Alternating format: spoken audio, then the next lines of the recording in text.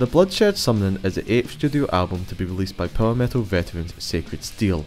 Describing themselves as Germany's most extreme power metal band on their own Facebook page, the band seem pretty sure of themselves. Then again, they have been around long enough to be part of its genesis in the mid-80s. The band never really embraced new cliches of the modern metal scene, however they avoided pedal notes, blown drums and cheesy love songs, this again according to their Facebook page. They are definitely proud to still sound a lot like an old-fashioned power metal band. With the latest album, they stand by this way of music, but is the steel starting to become rusty?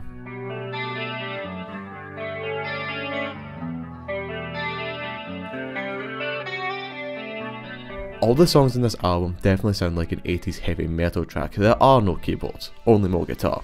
There is no emotion or personal lyrics, only lyrics about the devil and all the related. It's clear then that this band is still mainly influenced from the 80s musical upbringing. What is strange though, that although when most bands from the 70s, 80s and on rare occasions 90s release new albums, the songs don't really evolve or fit with the modern day music scene, since it's music coming from a different era.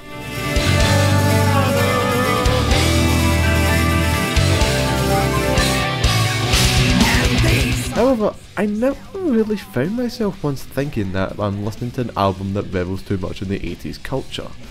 It is immediately obvious that this band know what power metal is, and they can damn well create songs that are aggressive and catchy without the reliance on modern day metal cliches such as what was listed at the beginning. This is a band that have fully synced with one another over the 15 years of being together. As such, this gives us a masterclass on what songs, melody wise at least, can be produced.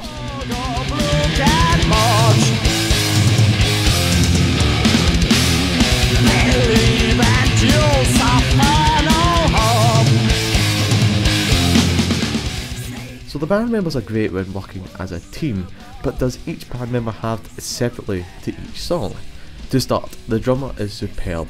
15 years of performing in Sacred Steel have taught him brilliantly to focus on keeping the beat of the song and letting the other band members shine.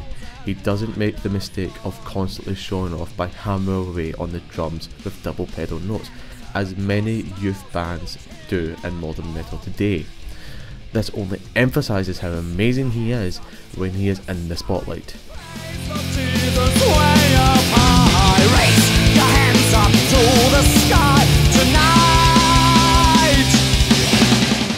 This is the same for the guitarist, who keeps up the tempo with fast guitar and small use of the pedal note. Again, this probably comes from 15 years experience over modern metal bands of today.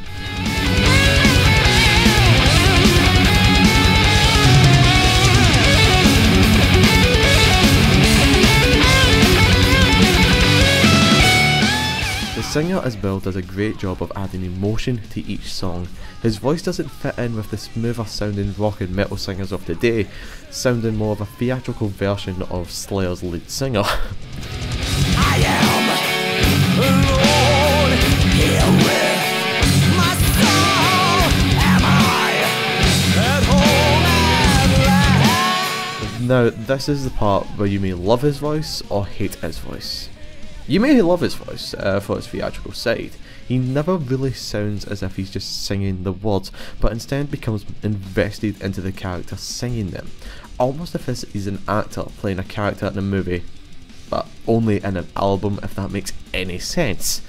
You may hate his voice, as depending on what you think when he tries to reach for any higher notes. His voice isn't suited to higher pitched parts of his songs. This could make his voice sound possibly whiny to others.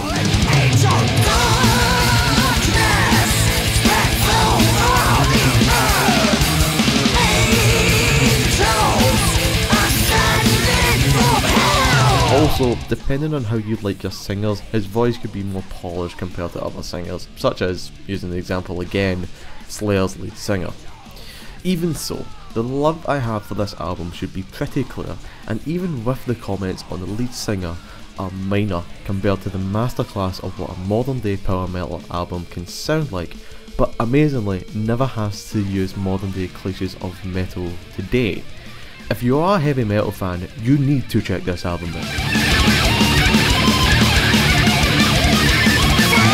Now, if you excuse me, inspired by Sacred Steel, I need to work on my Sacred Sneeze, my Angelic Aunt, and my Cherished Cauliflower.